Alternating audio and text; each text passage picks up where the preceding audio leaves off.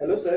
So तुम्हाला इकडे तुमचा एक्सपिरियन्स आम्हाला शेअर करा इकडचा. म्हणजे तुम्हाला बाहेर जे असं वाटलं की पॉसिबल नाहीये किंवा इकडे येऊन ते पॉसिबल झालं, ते कशा प्रकारे झालं या 7 मंथ मध्ये, त्यात तुम्ही 15 दिवसाची ट्रीटमेंट घेतली. बरोबर आहे. येस. इथं आल्यानंतर आम्हाला कॉन्फिडन्स आला सर की आपण इथं बरं होऊ शकतो. आणि इथली जी टीम आहे, हिम्सची जी टीम आहे, डॉक्टरांचं जो मेहनत आहे, त्यामुळे मी इथं फार समाधानी आहे. आणि फार म्हणजे यांचं जे सर्विंग जे आहे आणि यांचं जे फॉलोअप जे आहे फार चांगलं आहे.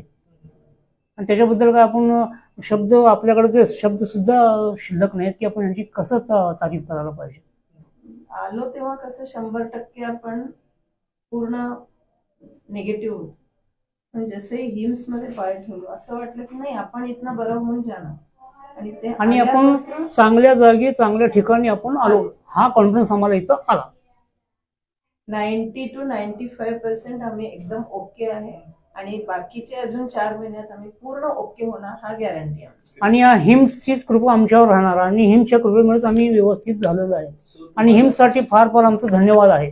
सो तुम्हाला आमच्या ऑडियन्सला काही सांगायचं आहे का आयुर्वेदिक बद्दल, का हे इम्पॉर्टंट आहे?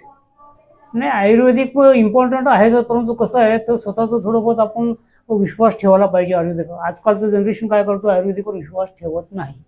तर आयुर्वेदिकमध्ये कसं आहे, एक तर तुमचं जे आजार आहे तो तुमचा जडापासून पूर्ण बरा होतो.